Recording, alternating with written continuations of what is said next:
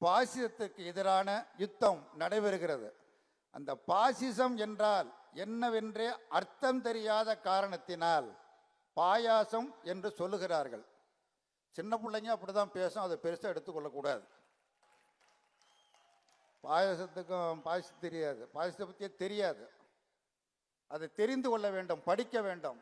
ஹிட்லரை பற்றியான புத்தகங்கள் இருக்கிறது, அதையெல்லாம் படித்து அரசியலுக்கு ஆர்வம் காட்டுகிறவர்கள் தெரிந்து கொள்ள வேண்டும். அது எவ்வளவு கொடுமையானது. 2 கோடி பேரை பலி கொண்டது பாசிசம், ஒருவர் இருவரை அல்ல, 2 கோடி பேரை பலி கொண்டது பாசிசம். அந்த பாசிசத்தை பற்றி தெரியாமலே பேசிக்கொண்டிருக்கிறார்கள். இன்றைக்கு ஒன்றியத்தில் நடைபெற்று கொண்டிருக்கிற ஆட்சி, நான் சுருக்கமாக முடித்து விடுகிறேன், மாசு பின்னாடியே நிற்கிறார். ஒன்றியத்தில் நடைபெற்று கொண்டிருக்கிற ஆட்சி ஜனநாயக ஆட்சி அல்ல, சர்வாதிகார ஆட்சி, பாசிச ஆட்சி. அந்த பாசிசத்திற்கு எதிராக இந்தியாவிற்கே வழிகாட்டியாக தமிழ்நாடு ஒரு முன்னோடி மாநிலமாக பாசிசத்திற்கு எதிரான யுத்தத்தை நடத்தி கொண்டு இருக்கிறது. பாசிசம் என்பது மிக அபாயகரமானது. நாட்டையே அழித்துவிடும், நாட்டையே சீரழித்துவிடும். ஜனநாயகம் என்ற பேச்சுக்கு இடம் கிடையாது.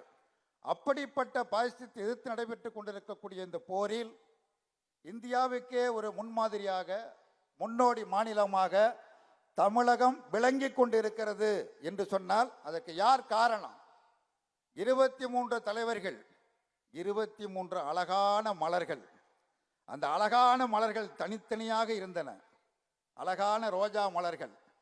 அத்தனை மலர்களையும் ஒன்று விடாமல் சேர்த்து, அழகாக சேர்த்து, ஒவ்வொன்றாக அதை கோர்த்து ஆக பெரும் அழகிய மாலையாக கோர்த்த பெருமை நம்முடைய மாண்புமிகு முதலமைச்சருக்கு உண்டு. இது தேர்தலுக்காக உருவாக்கப்பட்ட அணி அல்ல. காவேரி நதிநீர் பிரச்சனையில், தமிழ்நாட்டின் உயிர்நாடி பிரச்சனையான காவேரி நதிநீர் பிரச்சனையில் அனைத்து கட்சிகளையும் அரவணைத்து ஒன்றிணைத்து ஒரு மகத்தான ஒரு மாபெரும் இயக்கத்தை தமிழ்நாட்டில் முக்கம்பில் தொடங்கி கடலூர் வரை ஒரு பிரம்மாண்டமான பிரச்சார இயக்கத்தை வெற்றிகரமாக நடத்தி முடித்து அதனுடைய தொடர்ச்சியாக இந்த அணி பல 10 ஆண்டுகளுக்கு மேலாக தொடர்ந்து செயல்படுகிறது என்று சொன்னால் ஒரு கொள்கை பலம் இருக்கிற காரணத்தினால் இந்த அணி தொடர்கிறது. அதை உருவாக்கிய பெருமை முதலமைச்சருக்கு உண்டு.